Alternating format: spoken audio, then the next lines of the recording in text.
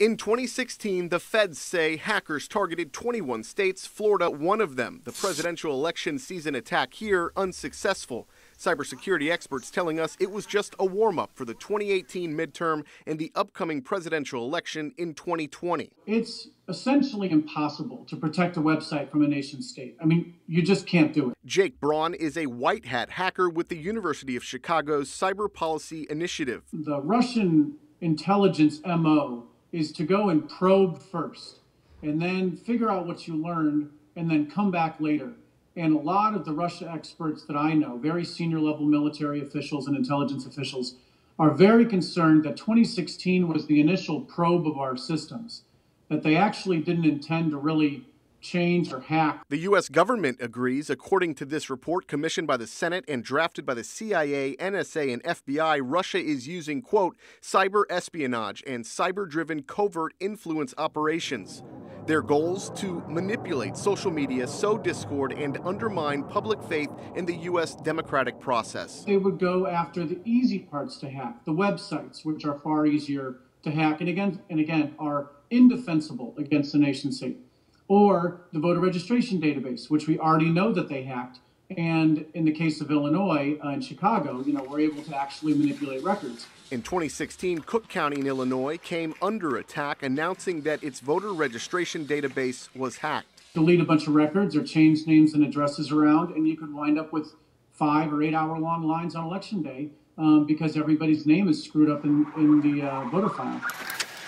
I think everyone that's in local government or in government is being targeted. Herminio Rodriguez experienced the panic of a cyber attack firsthand. He is the director of the city of Sarasota's IT department, and he said the city was hit by ransomware in 2016 before the elections. I wouldn't say freaking out, but because I understood what was at stake.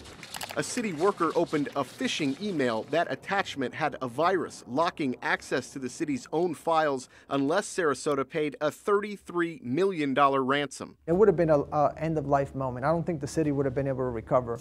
Luckily, Rodriguez pulled the virtual plug, stopping the attack. The city was able to restore their system with backup files. It's so easy to target, America through the internet than it is to roll tanks or planes or whatever. So I think that's changing, and I think it's going to continue getting more difficult and worse and worse. There's attacks and breaches occurring as we speak. Dr. Iman El-Sheikh is the director of cybersecurity at the University of West Florida. She's helping train local election officials on how to prevent attacks. One person clicking on a link somewhere could open up a vulnerability. At this point, it's happening so quickly and the cyber threat landscape continues to evolve, so a lot of our activities are responsive. But already, Florida building up its defenses, the state hiring 5 cybersecurity specialists for the upcoming elections. Voting equipment in every county getting an upgrade, pumping in millions of dollars to protect your vote.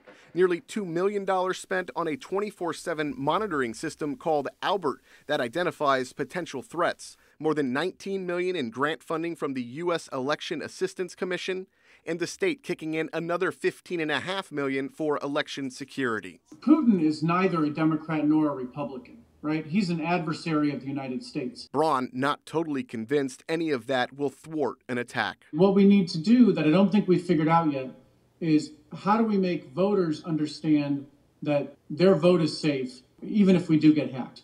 And I don't think we're there yet. I think we're making progress, but we're not there yet. In Tampa, Michael Paluska, ABC Action News.